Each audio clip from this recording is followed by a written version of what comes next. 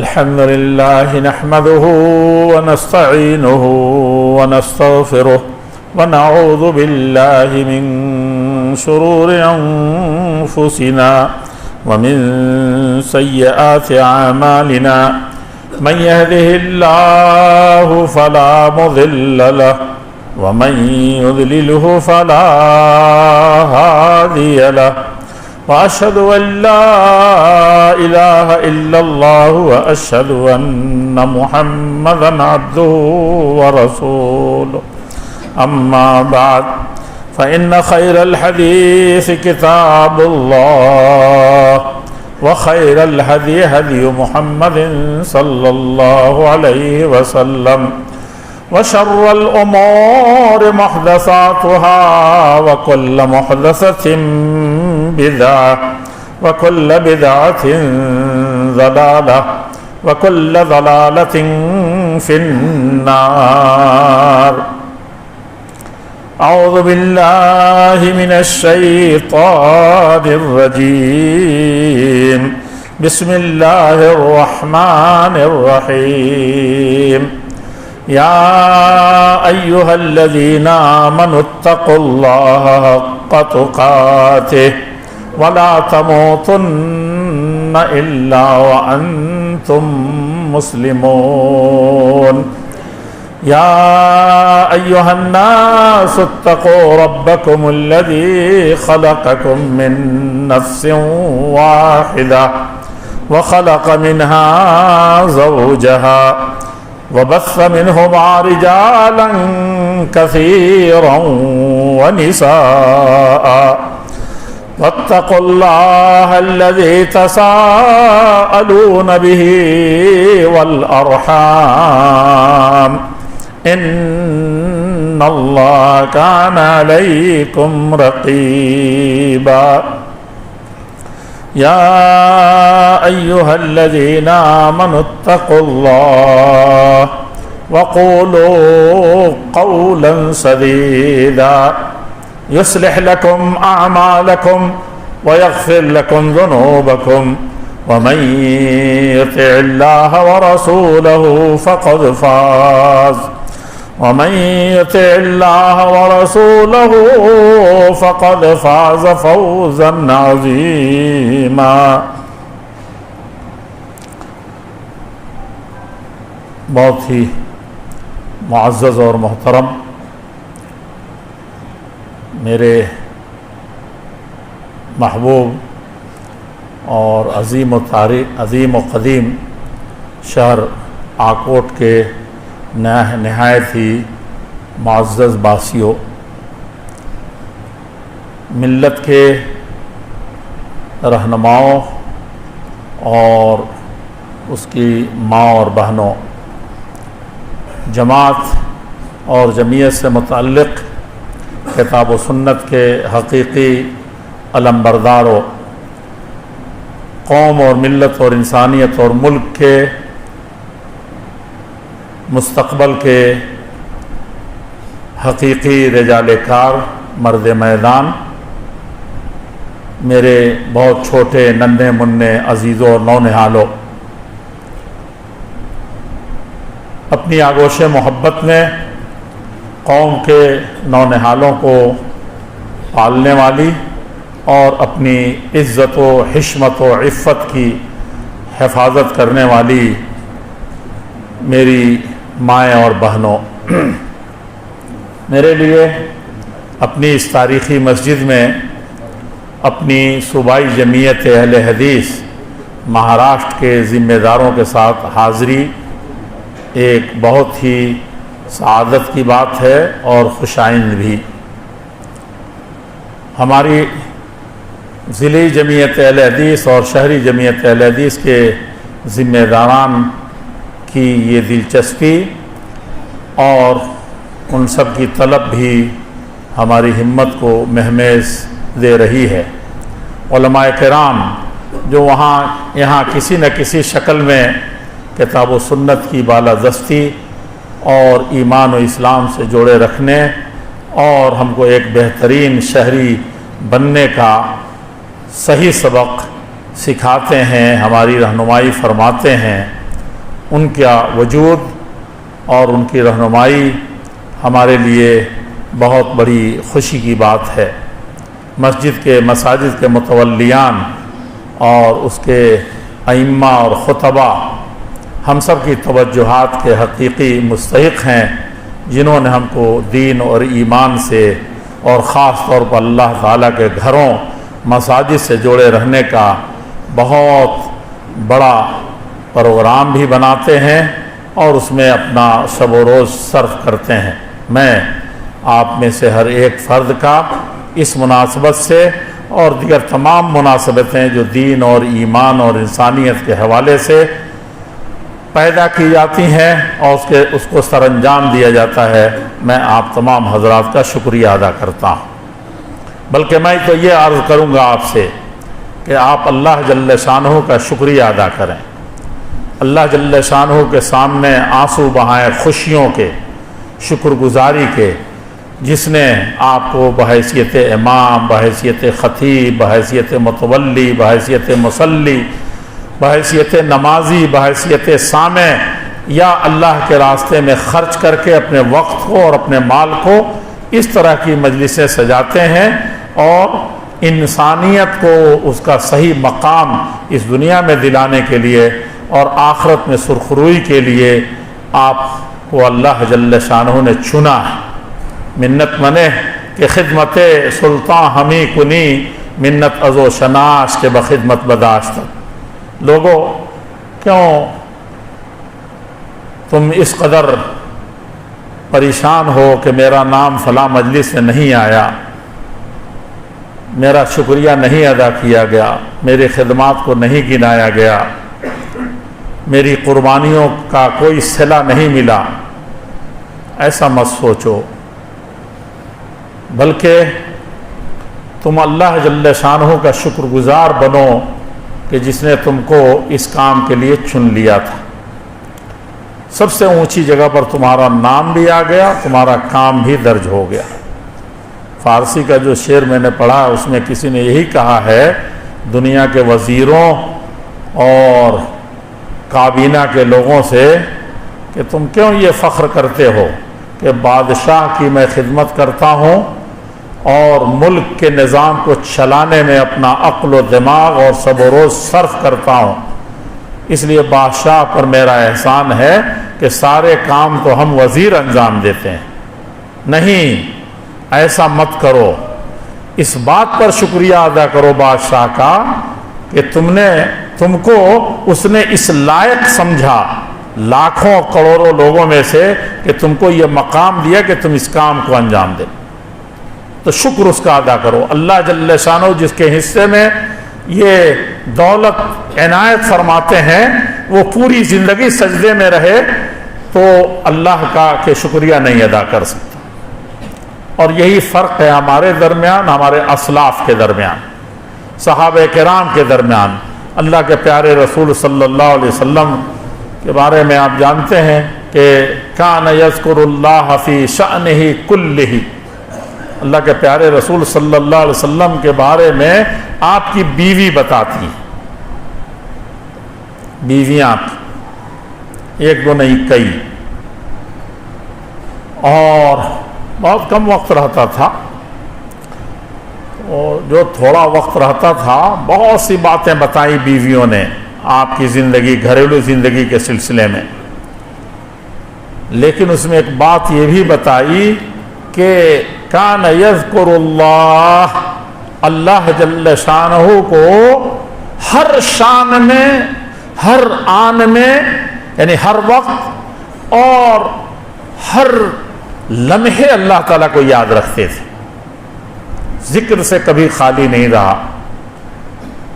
یہ بیویاں کہتی گواہی دیتی ہیں، دوسرے بھی یہی گواہی دیتے تھے، صحابہ بھی، اور بعض روایتوں میں فی احیان ہی، اپنے تمام وقتوں میں اللہ جل شانہ کو یاد کرتے تھے۔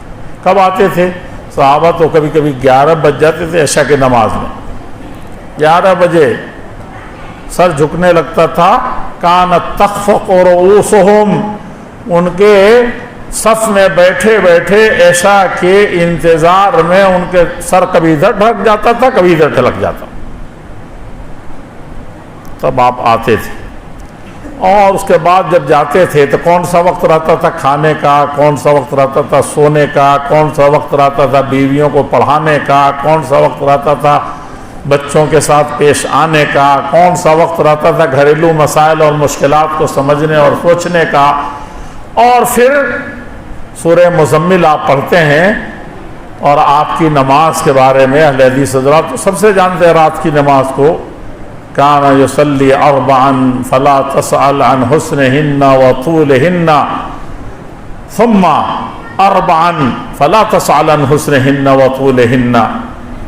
آپ کی بیوی حضرت عائشہ صدیقہ رضی اللہ عنہ فرماتی ہیں کہ رات کو وہ اتنی لیٹ سے آنے کے بعد اتنی جلدی باتیں کرتے تھے ہم سے اور پھر سو جاتے تھے۔ سونے کے بعد جو اٹھتے تھے نماز کے لیے تو 4 رکعتیں پڑھتے تھے، تہجد کی، تراویح کی۔ فلا تسأل، لوگوں اب تم سے کیا بتاؤں، میں تقریر کرنے میں دنیا کی سب سے قابل عورتوں میں ہوں، کوئی بات بتانی ہو تو سب سے اچھے طریقے سے بتانے میں ماہر ہوں۔ حضرت عائشہ صدیقہ رضی اللہ عنہ بڑی فصیح تھیں، بڑی بلیغ تھیں، عربی زبان کی بڑی ماہر تھیں۔ ایسے مت جانیے گا قرآن کے کوئی آیت کا معنی پوچھتا تھا، آج کل کے بڑے بڑے عظیموں مولانا کو یاد نہیں، اور وہ فٹ سے عربی کے قابل ترین شعر پڑھتی تھی، اسی قابل تھی۔ وہ کہتی ہیں کہ میں تم کو کتنی اچھی نماز ہوتی تھی، کتنی پیاری قرات ہوتی تھی، کتنی لمبی قرات ہوتی تھی، یہ میں تم کو بتا نہیں سکتی، تم پوچھو لیکن میں بیان نہیں کر سکتی۔ فلا تسأل، سوال ہی مت کرو کہ کیا چیز ہے، سوال کرنا بیکار ہوگا، اس کا نقشہ کھینچنا بہت مشکل ہے۔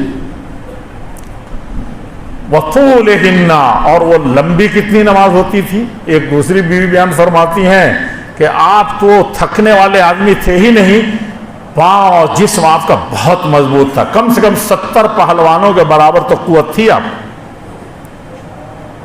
بڑے بہادر تھے، 4000 تیر انداز تیر چلا رہے تھے، دنیا کے ماہر تیر، اور سب لوگ بھاگ گئے، بڑے بڑے سارے سورما ادھر ادھر ہٹ گئے۔ جو سب سے بڑے سورما تھے وہ کہتے تھے کننا نتقی رسول اللہ صلی اللہ علیہ وسلم، جب تلواروں اور تیروں کی بارش ہوتی تھی بعض غزوات میں تو اللہ کے رسول صلی اللہ علیہ وسلم کے آڑ میں ہم لوگ بچتے تھے، یہ قوت تھی۔ نفیسہ پہلوان کو کیسے آپ نے پچھاڑا تھا، عرب کا سب سے مشہور، تو وہ بڑے ہی جفاکش انسان تھے، اللہ کے پیارے رسول صلی اللہ علیہ وسلم، ان کا بھی پاؤں سوج جاتا تھا تہجد پڑھ کر۔ تو میں یہ بتاؤں کہ ایک دن کی بیوی نے کہا کہ اتنی محنت آپ کرتے ہیں، اللہ تعالیٰ نے کیا آپ کو بخش نہیں دیا ہے کیا؟ ہم کہتے ہیں کہ اے اللہ ساری مصیبتیں ہماری سر آتی ہیں، وہاں یہ حالت تھی کہ کیا اللہ تعالیٰ نے آپ کو بخش نہیں دیا، سرٹیفکیٹ نہیں دیا ہے، آپ تو ایسے ہی معصوم ہیں، گناہوں سے بچے بچائے ہوئے ہیں آپ۔ تو آپ کہتے تھے افلا اکون عبدا شکورا، کیا میں اللہ کا جتنا بڑا احسان ہے اتنا ہی زیادہ میں شکر گزار نہ بنوں؟ مجھے جس سجدے کے بدلے اتنا بڑا مقام ملا ہے کہ ہم کو پھر سجدے کی لمبی سے لمبی نماز کی توفیق مل رہی ہے، اللہ ہی دے رہا ہے نا، تو اس اللہ کا شکریہ نہیں ادا کروں میں؟ اس سجدے کے بعد، اس جلسے کے بعد کوئی جلسہ ہی نہ ملے ہم کو، بلکہ اللہ نہ کرے کہ کوئی غلط جگہ غلط مجلس کی لت پڑ جائے، کیا ہوگا؟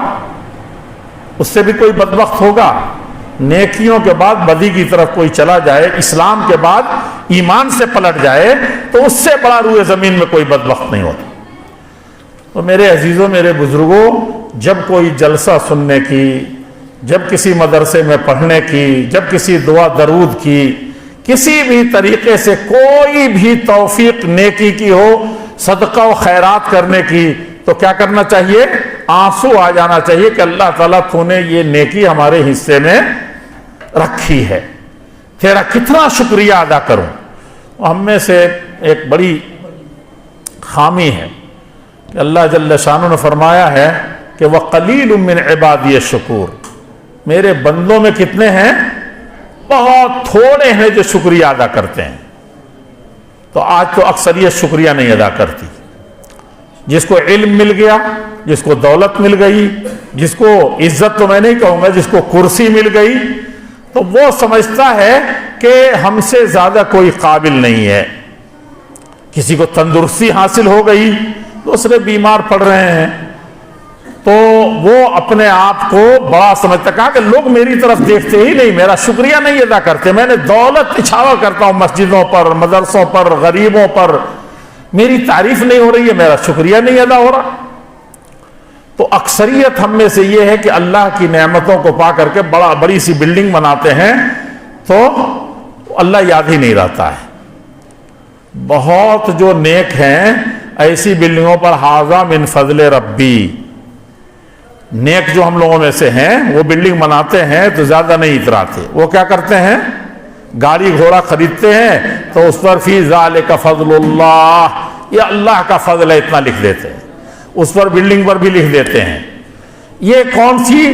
اور کبھی کبھی کچھ ہوں گے 150 میں سے کوئی تو ہوگا جو دل سے کہتا وذالک فضل اللہ، حقیقت میں یہ بلڈنگ اللہ نے دی ہے. نہیں تو جھوپڑی بھی ہم گناہوں کی وجہ سے، یا بہت سے ایسے ہیں جن کو ایک جھوپڑی بھی نصیب نہیں ہے، فٹ پاتھ پر زندگی گزار رہے ہیں. یہ جذبے کے ساتھ کم ہی لوگ ہم میں سے لکھتے ہیں. لیکن میں آئیے بتاؤں تو کتنے لوگ بچے؟ قلیل من عبادی الشکور، بہت تھوڑے ہیں جو بندے میرے شکر گزار ہیں، بہت تھوڑے. اور یہ شکر گزاری بھی ہماری کہاں ہے؟ دولت پا کر کے، کرسی لے کر کے. اور یہ کوئی شکریہ کا مقام ہی نہیں ہے. دولت مل گئی، بلڈنگ بنا لی آپ نے، یہ بھی کوئی شکر گزاری کا مقام ہے؟ ہو سکتا ہے یہ بلڈنگ وبال جان ہو جائے، ہو سکتا ہے کہ یہ بلڈنگ آپ کے لیے کوئی مصیبت کی گھڑی لائے. کوئی ضروری نہیں ہے کہ یہ آپ کی آخرت کے لیے کوئی بڑا سودا کرے. یہ سمجھا کہ نہیں سمجھا؟ کوئی ضروری نہیں. یعنی صرف دنیاوی چیز ہے ایک طرح سے آپ دیکھیں تو. اور دنیا پا کر کے آدمی شکریہ ادا کرے، دنیا کا معنی ہی ہوتا ہے گھٹیا کے. گھٹیا چیز پا کر کے آپ شکریہ ادا کر رہے ہیں، وہ بھی 100 میں سے 1. یہ بہت بڑی مصیبت. اصل شکر گزاری کہاں ہے؟ وہ یہ ہے کہ جب آپ نے عشاء کی نماز ہو گئی نا، عشاء کی نماز پڑھ لی، یہ دولت اس کا کوئی بدل نہیں ہے. اللہ کے نبی صلی اللہ علیہ وسلم نے ایک موقع سے فرمایا تھا صحابہ سے کہ رکعتا الفجر خیر من الدنیا وما فیہا. لوگوں جانتے ہو یہ فجر سے پہلے جو 2 رکعتیں پڑھتے ہیں، یہ پوری دنیا کی ساری سمپتیوں سے اور سارے کرسیوں سے، سب سے جو کچھ اس دنیا میں ہے، وما فیہا، اس دنیا میں آدم سے لے کر کے اور آخرت تک جتنی چیزیں ہوں گی، دولت، کرسی، عزت، وہ سب مل کر کے کتنی ہے؟ یہ 2 رکعتیں اس سب سے بہتر ہیں. ذرا تصور کیجئے، کبھی غور کیا ہم نے اس پر بھی؟ کبھی شکریہ ادا کیا ہے؟ بلڈنگ بن گئی تب تو شکریہ ادا کر رہے ہیں.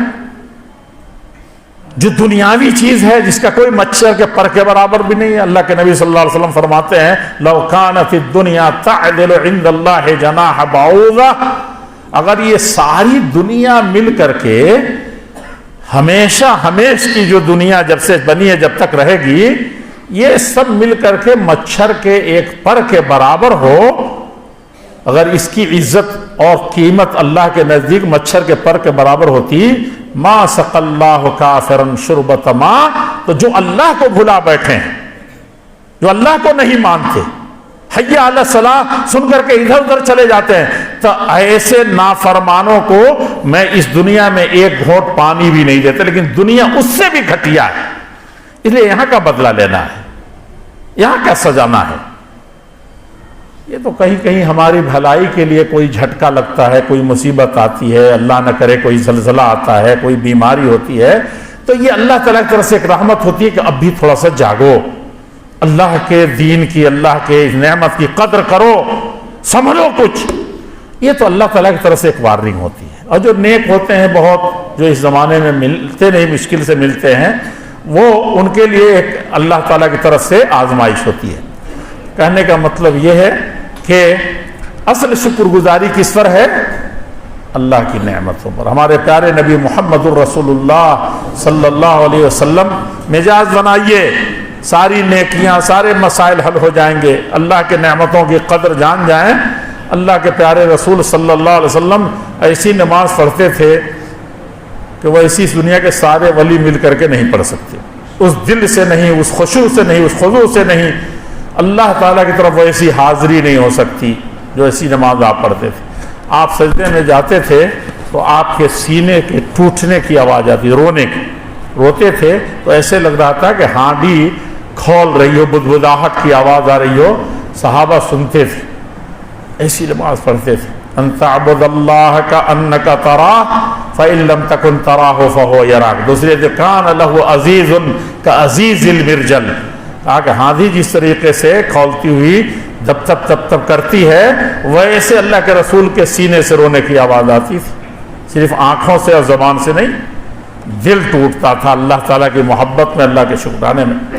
اور اللہ تعالیٰ کے سامنے گویا کھڑے ہوں، کسی حاکم کے سامنے، کسی وزیر اعظم کے سامنے، کسی دنیا کے بڑے جلاد کے سامنے نہیں، اللہ جبار و قہار کے سامنے، اور اللہ جیسے رحمان و رحیم کے سامنے، کہ اپنی ساری آرزویں اور ساری امیدیں اسی ذات سے پیوستہ ہیں، اور ہر طرح کا خوف، ہر طرح کا ڈر اسی جبار سے کہ جب چاہے توڑ دے، جب چاہے نیست و نابود کر دے، اس کے سامنے کھڑے ہیں. ایسی نماز آپ پڑھتے تھے. اور نماز پڑھنے کے بعد سلام پھیرتے کیا کہتے تھے؟ کیا پڑھتے ہیں؟ سلام پھیرا، نماز سے نکلے تو اب ہم کو فوراً مانگے اللہ ابو جہل ایسا ستاتا ہے کہ نہیں؟ ام جمیل راستے میں کانٹے بچھاتی ہے، اوپر سے اللہ تیرے خانہ کعبہ کی طرف جاتا ہوں نماز پڑھنے کے لیے، اوپر سے غلاظتیں ڈال دیتی. تو اللہ تعالیٰ کہیں نہ کہیں میری مدد فرما. کتنے دنوں سے بھوکا ہوں اللہ، ہمارے گھر میں ہی 1 مہینے سے چولہا نہیں جلا. آپ کی بیوی ہے عائشہ صدیقہ، بڑی پیاری بیوی تھی بھائی. دنیا کی ساری عورتوں پر فضیلت اللہ تعالیٰ نے دی تھی. اور کیا وہ نہیں ہوتی تو حدیث، اکثر اہل حدیث نہیں ہوتے آپ، حدیثیں اکثر پہنچائی انہوں نے. اور ذہین تو ایسی تھیں کہ اللہ کے رسول صلی اللہ علیہ وسلم کے جواب سے دنگ رہ جاتے تھے. ہماری مائیں اور بہنیں سن رہی ہیں تو میں ایک بات یہیں رک کر کے کہہ دوں، صرف ایک مرتبہ سب دنگ رہتی تھی، سب لوہا مانتی تھی ان کا کہ ایسی ذہین، ایسی عالمہ، ایسی سمجھدار، ایسی فقیہ کوئی اور عورت آپ کی نہیں ہے. اس لیے کہتی تھی کہ آپ تو ایسی ہیں ہی کہ سب اللہ کے نبی زیادہ چاہیں. تو ایک موقع سے انہوں نے کہہ دیا کہ اپنی ایک سوکن کو کیا کہہ دیا؟ اللہ کے نبی نے فرمایا کہ ایسے ایسے ہوا. تو کہا کہ کس کی بات کر رہے ہیں؟ وہ جو ناٹی ہے. صفیہ رضی اللہ تعالیٰ کو کہا کہ وہ جو ناٹی ہیں. دیکھیے ہم لوگ بھی رہتے ہیں پیار میں، ہمارے بچے گالی لیں، کسی کو برا کہیں، کسی کو کچھ کہیں. آج ہم لوگ راستے میں آ رہے تھے، ہمارے ایک ساتھی نے ایک صاحب کا نام لیا تو تھوڑا عجیب طرح سے نام لیا، تو ایک صاحب نے ٹوک دیا. میں بہت زیادہ شکر گزار ہوا کہ اس مجلس میں اس طریقے سے چیز ہونے سے ہم سب لوگ شاید گناہگار ہوتے. بہت اچھا کیا انہوں نے کہا کہ اس کو پردے میں رہنے دیجئے، یا جو جانتی ہے اس کو جاننے دیجئے، اپنی زبان سے نہیں کہنا ہے. تو بڑی شکر گزاری ہونی چاہیے. ہم لوگ اللہ کے نبی صلی اللہ علیہ وسلم جو اتنا چاہتے تھے، اپنی بیوی سے پیار سے ایک بات بتا رہے ہیں، لیکن وہاں آپ کا غصہ ہو گئے اور کہا کہ لو مزجت بماء البحر، آپ نے فرمایا کہ اگر سمندر کے پانی میں تمہارے اس ایک لفظ کو ڈال دیا جائے تو کیا ہوگا؟ سمندر کا پانی جتنا کھارا اس سے کہیں زیادہ زہریلا ہو جائے، سب گندا ہو جائے. صرف سوکن کو ایک لفظ ناٹی تھی، وہ سب جانتے ہیں، سب حدیث کی کتاب میں لکھا ہے، سیرت میں لکھا ہوا ہے. کہ کون سی بڑی بات کہہ دی؟ 9 بیویاں ہوں اور اس میں سے ایک کی تاریخ کوئی ناٹی والی، چھوٹی والی، ناٹی بھی اس کا ترجمہ نہیں کریں بلکہ چھوٹی والی، قصیرہ، کہا کہ وہی جو چھوٹی سی ہیں۔ اللہ کے نبی نے کہا ہم لوگ کتنے کیسی زمانے ہماری کتنوں پر تبصرے ہیں، اور کہتے ہیں کہ رحمت نہیں آتی ہے، ایک پورا سمندر ہی زہریلا ہو گیا، ہم پوری سوسائٹی کو کتنی مرتبہ زہریلا بناتے ہیں، کہتے ہیں اللہ کی رحمت نہیں آتی، آپس کے محبتیں نہیں قائم ہو رہی ہیں، جمعیت جماعت پھول نہیں رہی ہے، مسلمان پروان نہیں چڑھ رہے ہیں، ان کی عزتیں نہیں ہیں۔ کیا ہو گیا ہم کو؟ کہاں ہیں ہم؟ بچے کہاں ہیں؟ بہت غور کرنے کی ضرورت۔ ہم بھی تقریر کر رہے ہیں اس وقت، بہت آسان ہے تقریر کرنا، لوگوں اصل چیز یہ کام آنے والا نہیں ہے۔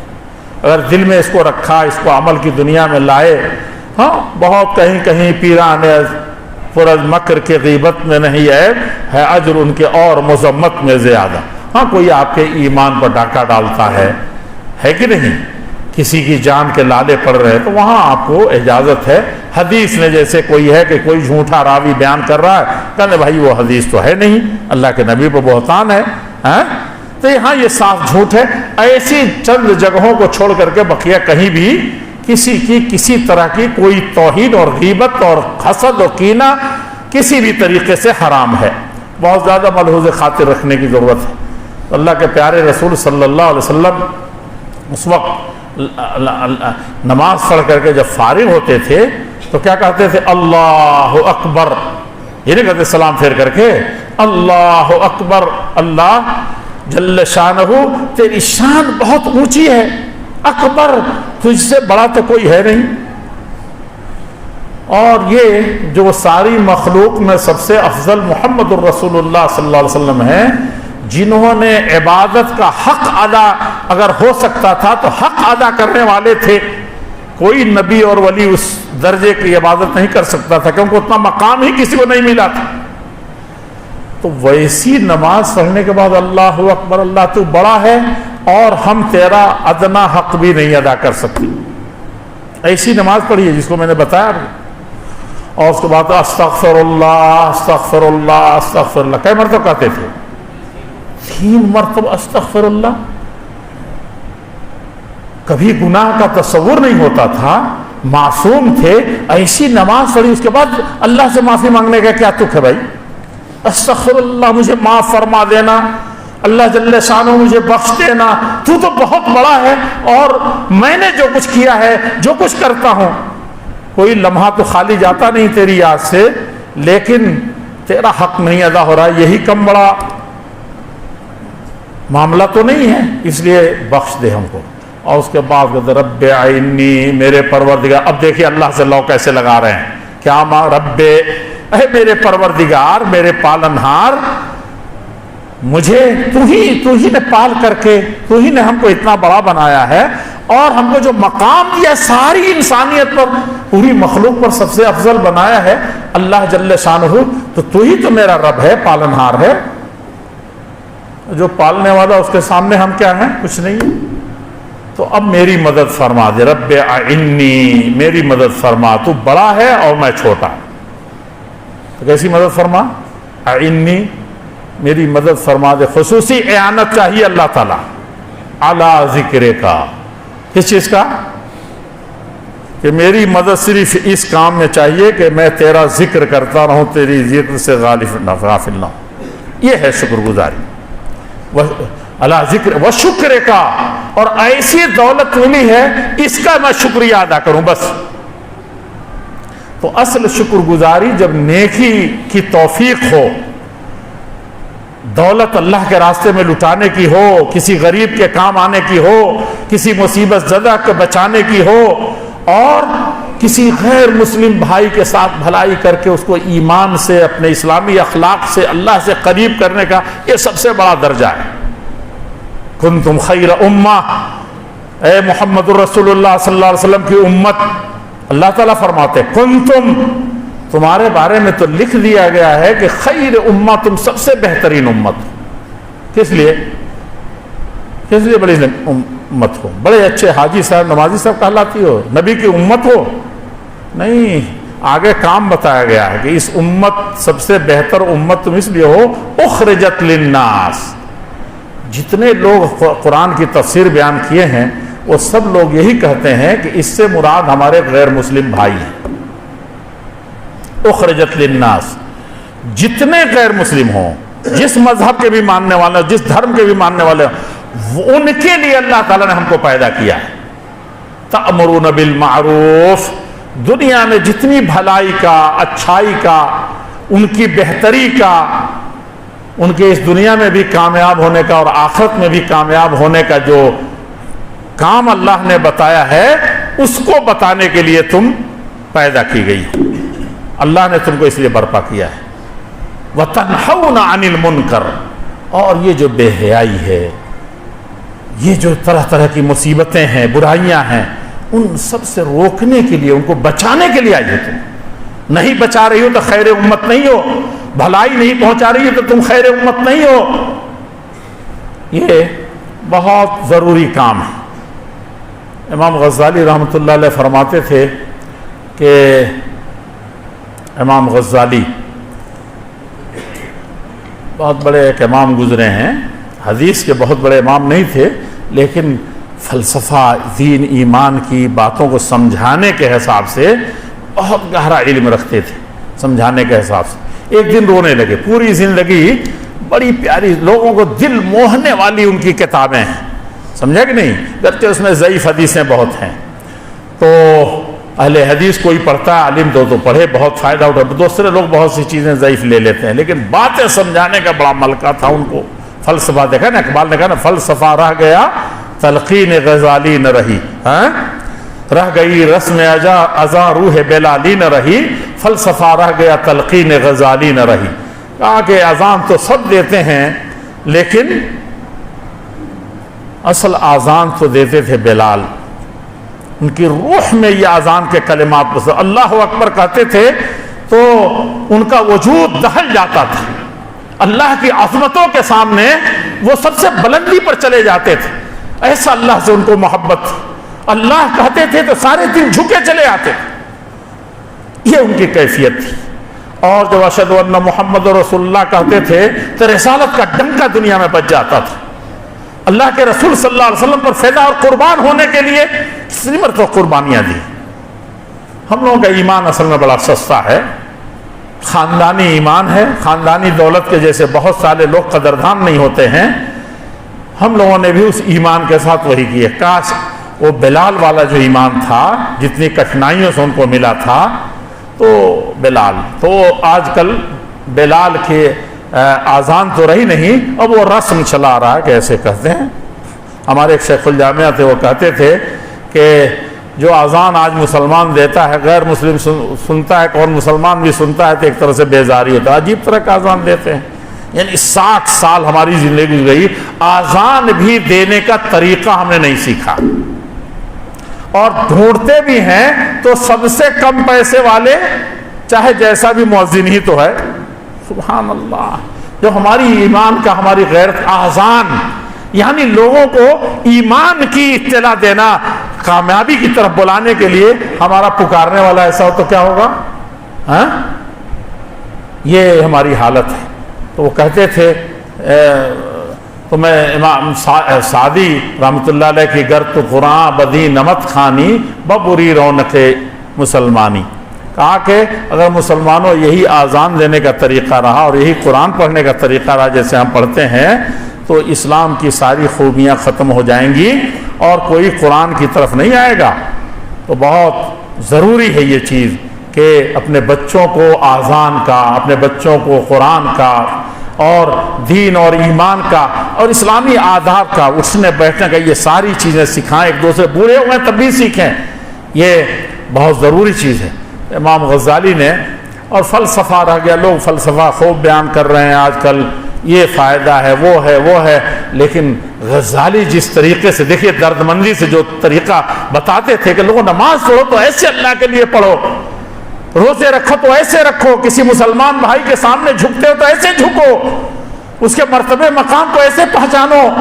کہا کہ تم مسلمان صحیح ہو ہی نہیں سکتے جب تک کہ اپنے لیے جو پسند کرتے ہو اپنے مسلمان کے لیے، وہ ایسا کہتے تھے، ایسا کرتے تھے کہ یقیناً لگتا تھا کہ اس بھائی کے لیے مرے مٹے جا رہے ہیں، اور اس کو قائل کر لیتے تھے، اتنی ہی محبت کرتے تھے۔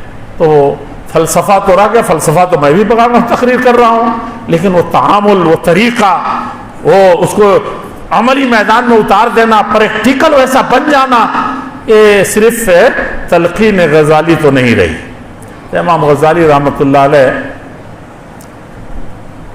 ایک دن بیٹھ کر کے رونے لگے۔ سارے لوگ بڑا تعجب میں کہ آپ تو اتنے نیک ہیں، اتنا کام آپ نے کیا ہے، جتنا لوگ اللہ اور دین کے بارے میں شک پیدا کرتے ہیں سب کا جواب آپ دیے تھے۔ سمجھا کہ نہیں سمجھا؟ صحافت الفلاسفہ ان کی 100 دلیلیں دیتے تھے، بیٹھے بیٹھے جاہل کو سمجھا دیتے تھے کہ اللہ جل شانہ اس کو زار و قطار روتا تھا کہ اللہ کی عظمتیں اس کے سامنے آ جاتی تھی۔ ایسا ان کے اللہ تعالی نے ملکہ دیا تھا امام غزالی کو۔ تو ایک دن روئے چلے جا رہے ہیں، کہا کہ کیوں روئے چلے جا رہے ہیں؟ بہت روئے چلے جا رہے تھے۔ کہا کہ ایسا کیوں ہے؟ تو کہا کہ مجھے ڈر یہ ہے کہ اللہ تعالی نے قرآن میں جو فرمایا ہے کہ اصحاب الیمین اصحاب المیمنہ، کہا کہ یہ دائیں والے جتنے ہیں نا یہ سب جنت میں جائیں، قرآن میں ہی نا ہے، یہ جنت والے لوگ ہیں، اور اصحاب المشأمہ اور جو بائیں والے لوگ ہیں، بدقسمت لوگ ہیں، یہ سب بائیں والے ہیں، اللہ تعالیٰ قیامت کے دن ایسے چھانٹ دے گا، ادھر کلمہ پڑھنے والوں کو، ایمانداروں کو، ادھر کافروں کو جب چھانٹ دے گا اللہ تعالیٰ، تو اس وقت سب ادھر والے خوش ہوں گے، اللہ کا شکر ادا کریں گے، سجدے میں گر رہے ہوں گے، کوئی سر نہیں اٹھا رہا ہوگا کہ اللہ تیرا کتنا کرم ہے کہ ہمیشہ ہمیش کے عذاب سے، جہنم سے ہم کو بچا لیا تو نے، ہے کہ نہیں؟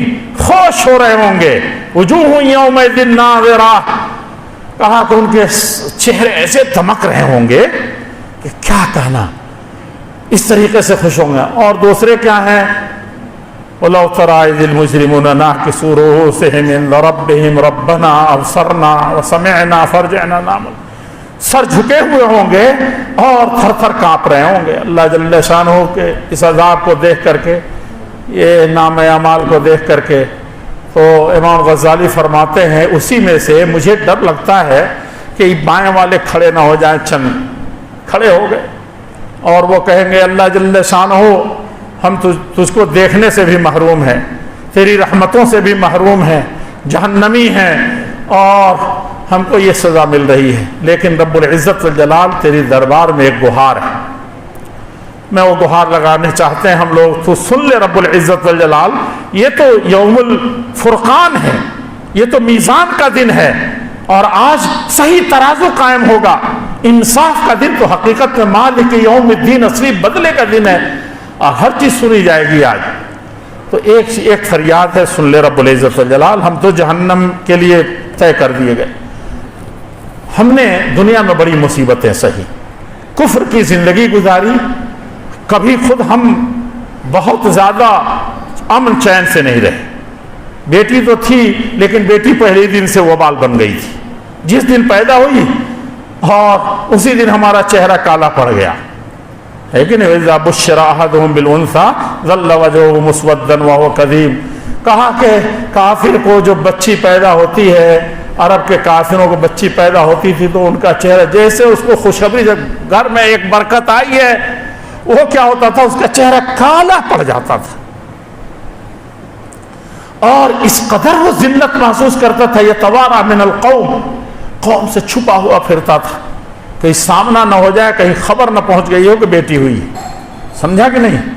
تو کہے گا کہ اللہ جل شانہ تیری شان بڑی نرالی ہے، لیکن بیٹی پیدا ہوئی تھی تو پہلے ہی دن سے ہم نے شرمندگی محسوس کی، اسی دن سے جتن کیا اس کے جہیز کے لیے، اسی دن سے جتن کیا اس کی شادی کے لیے، اور اس ظلم سے ہم اسی ظلم میں پڑتے رہے، بیٹا ہوا اسی دن سے جشن منانا شروع کیا کہ بیٹے کو پالیں گے، فخر کریں گے اور دنیا کو فتح کریں گے رب العزت والجلال، اور بہت دھوم دھام سے شادی کریں گے اور جہیز بھی لیں گے۔ یہ ایک مثال دے رہا ہوں آپ کو جو دنیا کی ریت ہے۔ تو پوری زندگی تو صرف ایک مسئلے میں ہم الجھے رہ گئے، یہی حال ہماری جھوٹ کا تھا، یہی ہماری بے ایمانی کا تھا، یہی ہماری ازدواجی زندگی کا تھا، یہی بچوں کے بارے میں بھی دین اور ایمان اور اطمینان کی چیزیں میں نے سوچی ہی نہیں، کبھی ایسا نہیں ہوا اللہ تعالیٰ، تو دنیا بھی میری جہنم تھی، دنیا بھی جہنم میں میری جہنم بنی ہوئی تھی. ایمان والوں کو دیکھتا تھا کہ کیا اطمینان ہے ان کو چہروں پر, کیسے اللہ پر یقین رکھتے ہیں. سخت سے سخت حالات میں بھی ان کے ایمان کو, ان کے چہروں پر بشاشت تھی. بڑے مست رہتے تھے یہ. کہا کہ اللہ, باپ مر گیا, بیٹا جگر گوشہ آیا, کہا اللہ کی امانت ہے. سمجھا نہیں سمجھا؟ اللہ کی امانت تھی, لے لی اللہ تعالیٰ نے. اور ہم اس نے انا للہ کہا کہ یہ تو پہلے گیا, میں تو اللہ ہی کے لیے ہوں, اللہ ہی کے لیے پیدا ہوا تھا. اللہ تعالیٰ اگر مجھ کو پہلے اٹھاتے لے جاتے یا ابھی لے لیں تو یہ تو سراپا انہی کی چیز ہے. وَإِنَّا إِلَيْهِ رَاجِعُونَ, جو بچ گئے ہیں ہم بھی وہی جانے والے ہیں. اللہ تعالیٰ یہ تو آگے پیچھے کا مسئلہ ہے, تیرا دیا ہوا تھا تو انہیں لیا ہے. یہ لوگ اتنے دل کے تھے, نہ ان کے نوحہ ہے, نہ سینہ کوبی ہے, نہ رونا ہے, نہ کرنا ہے, کسی طرح کا کوئی واویلا نہیں ہے. رب العزت والجلال, میں مسلمانوں کو دیکھتا تھا ان کے اطمینان کو. اور اب آخرت تو ایسی ہے کہ اس کا عذاب جو ہے, یہ دنیا کی عذاب بھی, سارے عذاب اکٹھا کر دیے جائیں, مارنے کے, کاٹنے کے, جلانے کے, دوسروں پر ظلم کرنے کے, جتنے بھی طرح کے اس وقت مصیبتیں ہیں جو دنیا کے ملکوں میں برپا ہیں, وہ ساری مصیبتیں آخرت کے ایک مصیبت کے مقابلے میں کوئی حیثیت نہیں رکھتی. اس لیے قیامت کے دن سب سے حدیث میں ہے کہ سب سے نعمت میں پلنے والے آدمی کو لایا جائے گا قیامت کے دن. دنیا میں کبھی بخار بھی نہیں جانا ہوگا, اور ایسی چیزیں, ہمارے کوفہ تھے بڑے مالدار تھے, وہ سب سے پہلے قالین انہی گھر میں نے دیکھی تھی, لاولد تھے.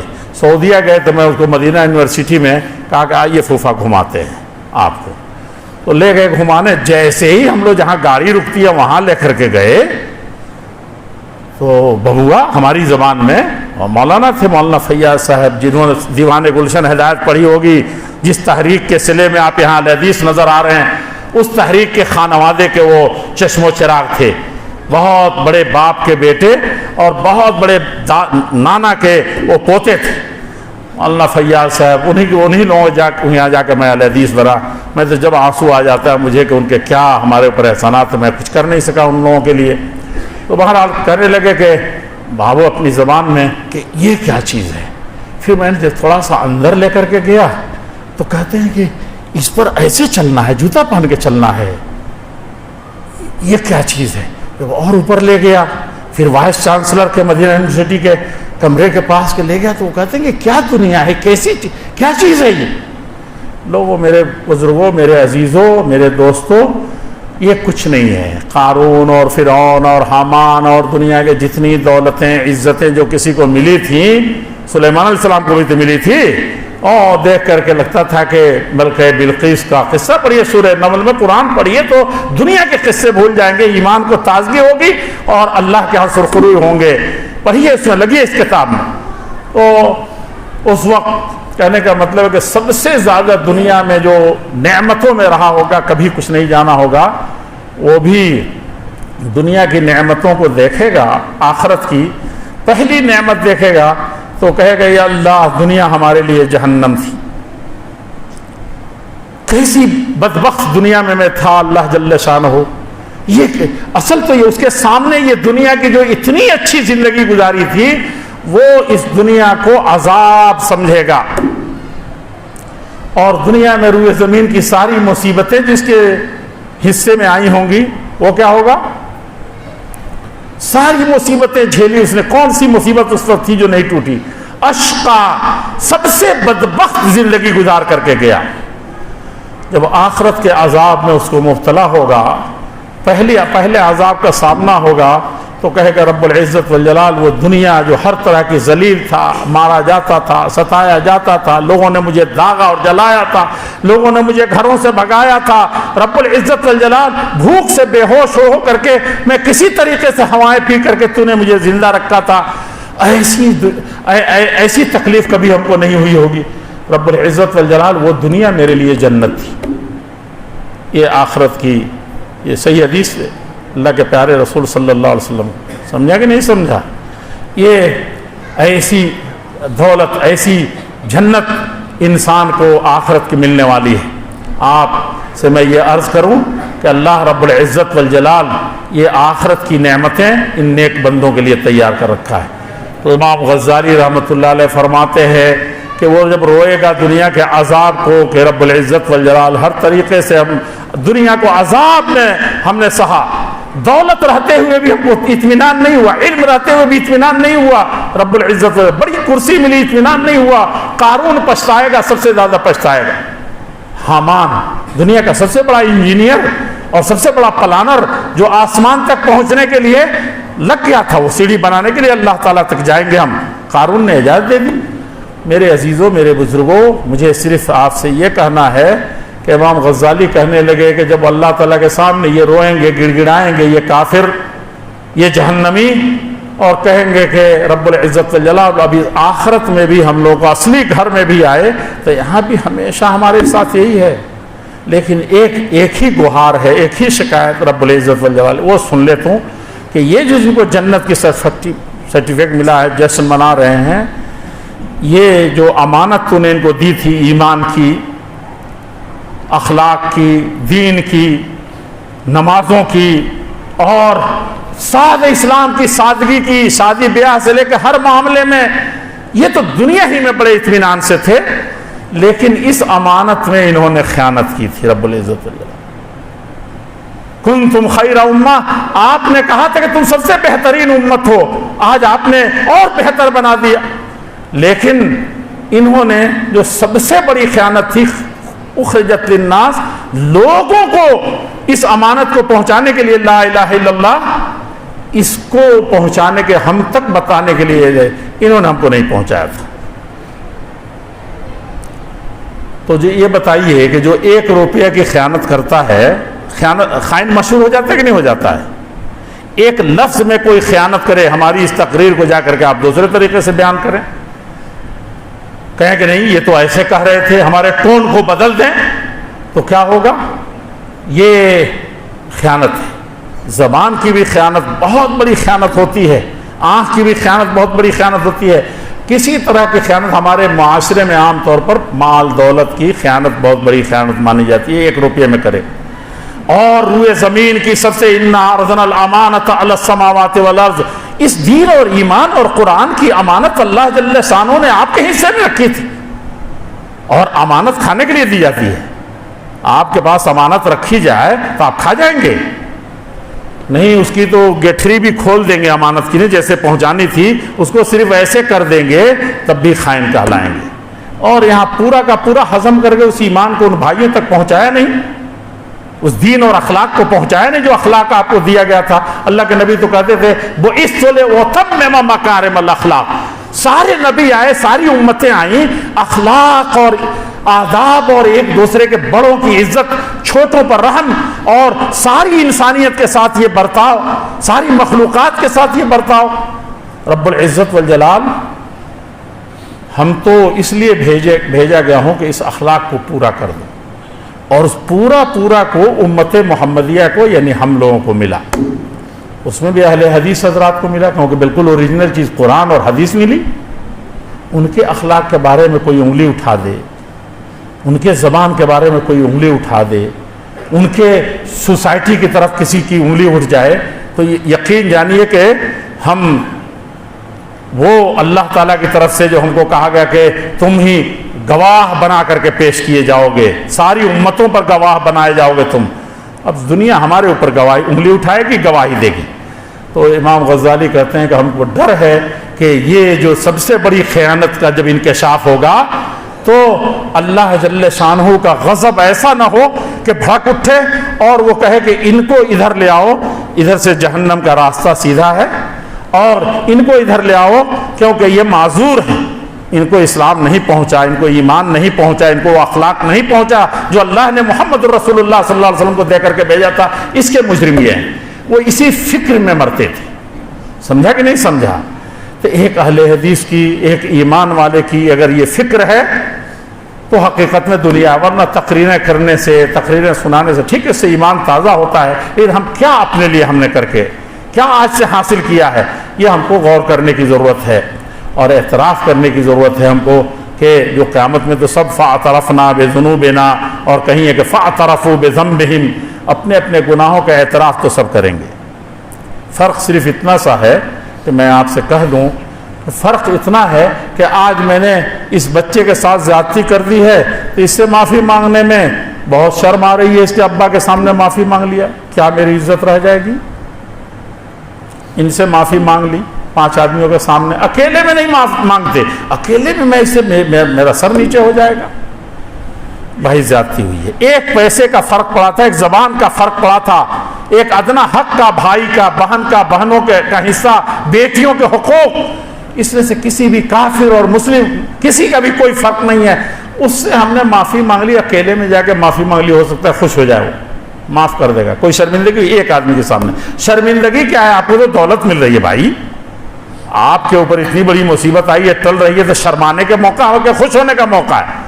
معاف کیا تو 1000 پائے، لیکن یہاں بیٹی کے سامنے، بیٹے کے سامنے، دادا کے سامنے، اپنی جمعیت جماعت کے متولیوں کے سامنے اور اماموں کے سامنے بہت شرم آتی ہے. اچھا ٹھیک ہے، ہم کو فجر کی نماز میں کوتاہی ہوئی تھی، آج عصر میں ہو گئی تھی، کسی کی ضرورت ہے بیچ میں،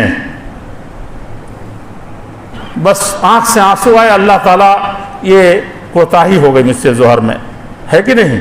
رب العزت والجلال، یہ آنکھوں کی خیانت آج مجھ سے ہو گئی ہے، میرے ہاتھ سے، میری زبان سے زیادتی ہو گئی. کوئی بیچ میں ضرورت ہے کسی کی؟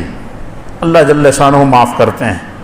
بس آپ نے گردن جھکائی، ہاتھ اٹھا لیا، یا دل ہی میں اللہ سے رشتہ جوڑ لیا کہ اللہ رب العزت والجلال یہ تو بڑی زیادتی ہے، معاف فرما دے، تو اللہ تعالیٰ کتنا خوش ہوتے ہیں، کتنا خوش ہوتے ہیں.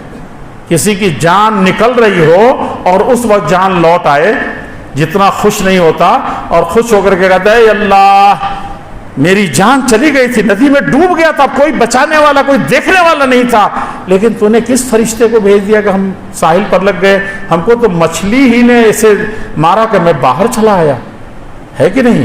سارے کفار گھیرے ہوئے تھے ہم کو دشمن، اور وہاں سے میں بچ نکل آیا ہے، سینکڑوں مر گئے وہاں، اب میں ایک نکل آیا وہاں سے، رب العزت والجلال. تو مارے خوشی کے کیا کہتا ہے؟ حدیث میں ہے کہ کہتا ہے کہ اللہ تو میرا غلام ہے، تو میرا بندہ ہے، میں نے تم کو پیدا کیا ہے، نعوذ باللہ، اور میں تیرا مالک اور آقا ہوں. میں حدیث نے کہ اخطأ من شدت الفرح، وہ بندہ کیا کرتا ہے؟ مارے خوشی کے الٹ دیتا ہے، اس کو خیال ہی نہیں کہ کفر کا کلمہ کہہ رہا ہوں، ایمان برباد ہو جائے گا. یہ مارے خوشی کے اس کے الٹا نکل جاتا ہے، مارے خوشی کے غلطی کر جاتا ہے، تو اللہ جل شانہ کہیں اس توبہ کرنے والے سے، اس آدمی سے جس کی جان بچی تھی، 1000 پایا تھا، اس سے کہیں زیادہ اللہ تعالیٰ خوش ہو جاتے ہیں. یہ تو سمجھانے والی بات ہے. اور دنیا کی جتنی مائیں اپنے بچوں کو گم کر دیں، اللہ نہ کرے، اور جتنا سب کا غم ملا کر کے ہوگا، چاہیں گی کہ میرا لال کب مجھ کو مل جائے. سمجھا کہ نہیں سمجھا؟ اللہ جل شانہ ایک اپنے گناہگار بندے سے ان ساری مامتاؤں کے 1000 گنا لے کر کے وہ چاہتا ہے کہ یہ کب آ جائے، اتنی محبت فرماتے ہیں. اور ویسے وقت میں جب بندہ جیسے ہی معافی مانگتا ہے گناہ کی، تو اللہ تعالیٰ کیا کرتے ہیں؟ اس کو اس طرح سے خوش ہوتے ہیں جیسے وہ خوش ہوا، اس سے بھی کہیں زیادہ. ایسے میں ہم معافی تلافی نہیں کرتے، اپنے گناہوں کو نہیں معاف کراتے، اکیلے میں بیوی سے کے ساتھ زیادتی ہوئی نہیں کہتے، بیٹے سے نہیں ہوئی، پڑوسی سے، دشمن سے، کسی سے ہوئی نہیں کہتے، تو قیامت کے دن آدم علیہ السلام سے لے کر کے یہ 2 فرشتے جو یہاں ہیں نا، صرف یہ 2 نہیں ہوں گے. وما یعلم جنود ربک الا ہو، اللہ کے لشکروں کو کوئی نہیں جانتا کہ کتنے ہیں، اللہ کے علاوہ کوئی نہیں جانتا. وہ سب فرشتے، جبریل، میکائیل، سب ہوں گے. ان سب کے سامنے آپ کو کیا کرنا ہوگا؟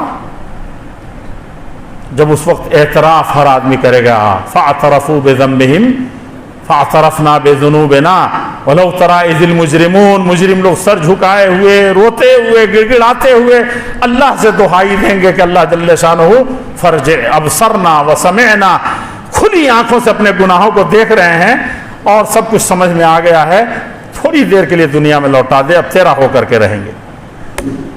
تو اس وقت کیا ہوگا؟ فسحقا لاصحاب السعیر. دنیا میں اللہ تعالیٰ اس کو اتنا خوش ہوتے ہیں، اور آخرت میں کیا ہوگا؟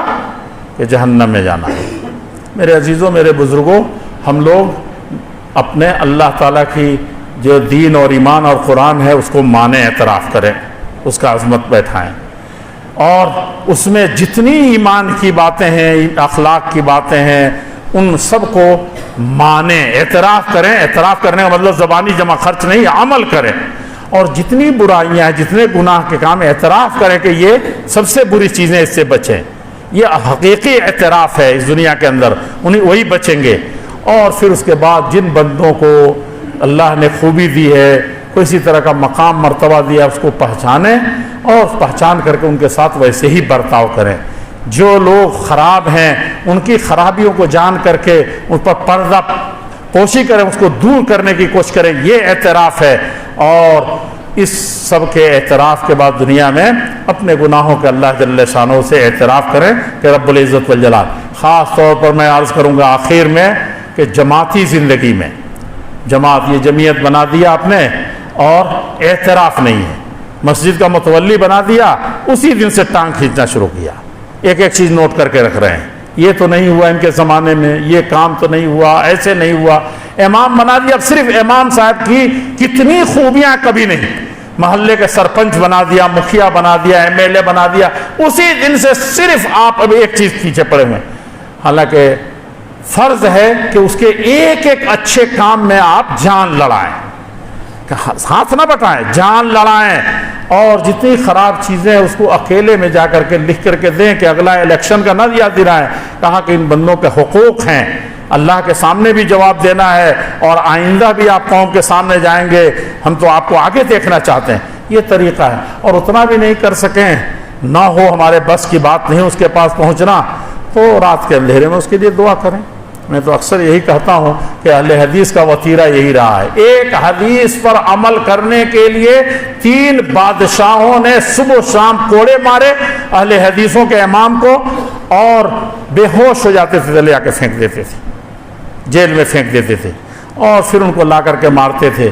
جب ان کو لوگوں نے کہا کہ ساری دنیا کے امام آپ ہیں اور سب کے امام ہیں، سارے لوگ انتظار کر رہے ہیں کہ بغاوت کر دیجئے، صرف اجازت دے دی۔ ایک دن چپکے سے گھسے امام مروزی، بہت بڑے امام تھے، یہ تعظیم مقدر صلاۃ نماز میں اس سے اچھی کتاب نہیں لکھی گئی حدیث کی، جب اس کی تحقیق، تو میں عرض کروں کہ وہ گئے ایک دن، داخل ہوئے امام محمد بن حنبل پر، موقع پا کر کے اللہ سے کہا کہ ایک جملہ کہنا۔ ان سے کہا کہ یہ آپ 3 بادشاہوں کے جو کوڑے کھا رہے ہیں، پوری دنیا رو رہی، پوری دنیا اس وقت رو رہی ہے، اور آپ صرف اشارہ کر دیں تو سارے صوبوں کے 50 صوبے ہیں دنیا میں، ہے نا بھائی، یہ چائنا، یہ روسیہ سب پہنچا ہوا تھا، اور ادھر افریقہ کے سارے ممالک مسلمان تھے، مغرب اقصی، اندلس، یورپ کے یہ سارے حصے، سب ان کے غلام تھے بھائی، سب ان کے زیر نظر تھے، اور سب امام محمد بن حنبل کو مانتے تھے، امام بخاری کے استاد تھے۔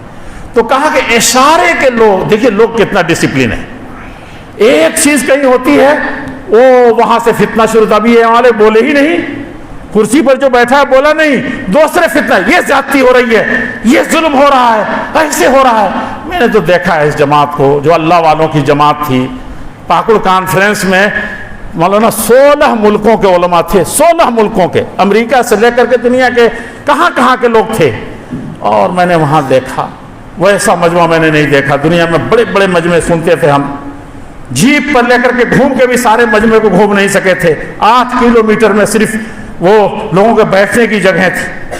میرے بزرگوں، میرے ساتھیوں، وہاں بھی میں نے دیکھا کہ فتنہ کرنے والے، کچھ نہیں ملتا تھا وہاں بھی کچھ لوگ فتنہ کرتے ہیں، فلاں کو وقت نہیں ملا، فلاں کو یہ نہیں ملا۔ کیا یہ اہل حدیث ہیں؟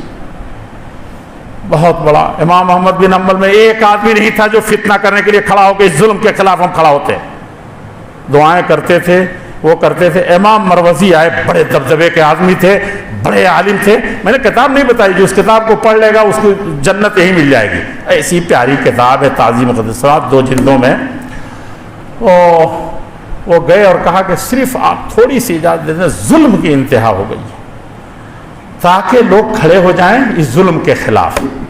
امام محمد بن حنبل اپنے اس زخموں سے چور ہو کر کے بے ہوشی سے اٹھتے تھے، کبھی ان زخموں کی طرف پلٹ کر کے نہیں دیکھا، صرف ایک چیز دیکھتے تھے، ایک ہی چیز ان کو فکر تھی کہ جب حی علی الصلاح، حی علی الفلاح کی آواز آتی تھی تو جیل کے اندر کوٹری میں پہنچتی تھی، امام محمد بن حنبل کا کمرہ، جیل کا کمرہ اتنا زیادہ اندھیرا رہتا تھا اور اس قدر زخمی رہتے تھے کہ وہ ایسے ایسے ٹوتے دروازے تک پہنچتے تھے، نظر ہی نہیں آتا تھا، حالانکہ اپنا پہلے زخم ٹونا چاہیے. سمجھا کہ نہیں سمجھا؟ اور آتے تھے، جیسے دروازہ ملتا تھا کھٹکھٹاتے تھے، جلاد کھولتا تھا، کوڑے برسا کر کے پھر دھکیل دیتا تھا. ایک دن جلاد نے کہا کہ ایسا کیوں کرتے ہیں اللہ کے بندے، جب جانتے ہو کہ جیل سے تم کو مسجد تک نہیں جانے دیا جائے گا. خیر منائیے مسجدوں کی، جو گھروں میں سو رہے ہیں مزے سے، بیٹھے ہوئے محل بنا کر کے، اللہ کے گھر یاد نہیں آتے. ایسے ہی نہیں محرومی ہو رہی ہے، ناقدری ہو رہی ہے مسجدوں کے، اللہ کے گھروں کی، اس لیے دوسرے جیسے چاہ رہے ہیں اس کو کر رہے ہیں، ہم اس کی پہلے توہین کر رہے ہیں. امام محمد بن حنبل سے کہا کہ دیکھیے مجھے ترس آتا ہے کہ آپ کو کوڑے برساؤں، بادشاہ کا یہی حکم ہے، آپ جانتے ہیں کہ باہر نہیں نکلا جائے تو پھر آ کر کے کھٹکھٹاتے کیا؟ ہم کو تو حکم ہے کہ یہ دروازہ کھٹکھٹائے، کچھ کہے تو اس کو کوڑے کا کھانا دو. ہاں مجھے بڑا رحم آتا ہے، میں حکم کا بندہ ہوں جو کرتا ہوں. تو کہا کہ مجھے معلوم ہے کہ مجھے اس کال کوٹری سے نکلنے نہیں دیا جائے گا نماز کے لیے، لیکن مجھے معلوم ہے اسلامی حکومت تھی، لیکن مجھے معلوم ہے کہ نہیں نکلوں گا. لیکن اللہ تعالیٰ کل قیامت کے دن پوچھیں گے، اللہ جل شانہ کی جب شان میں آئیں گے کہ حی علی الصلاح حی علی الفلاح کی آواز آئی تھی کہ نہیں کان میں، تو میں کہوں گا کہ میرا ہاتھ ٹوٹا ہوا تھا، جسم زخمی تھا، اٹھا نہیں جا رہا تھا. اور تو کہا کہ وہاں سے اس کے دروازے تک نہیں آ سکتے تھے تم، دروازے ہو سکتا ہے کھول دیتا اس دن. تو اس لیے میں اللہ کے ہاں سرخرو ہونے کے لیے، میں کوڑا کھانے کے لیے نہیں آتا ہوں، اس دروازے تک آتا ہوں، ہو سکتا ہے کہ آج مجھے مسجد تک جانے کی اجازت مل جائے. یہ تھے ہمارے اسلاف. کہنے کے لیے تو کہنا بخاری شریف ہمارے پاس ہے، یہ ہے، تقریر کرنا بڑا آسان ہے. لوگوں کچھ تو عمل میں لے آئیں، کچھ نہیں پورا لے آئیں. ادخلوا فی السلم کافہ. وہی امام مروزی نے کہا کہ آپ اجازت دیں تو ہنگامہ ہو جائے. انہوں نے اس دن وہ روئے تھے صحیح معنی میں، اور رو کر کے کہا تھا مروزی یہ روئے زمین پر جو میری زندگی میں سب سے بڑی مصیبت آئی تو آج آئی ہے.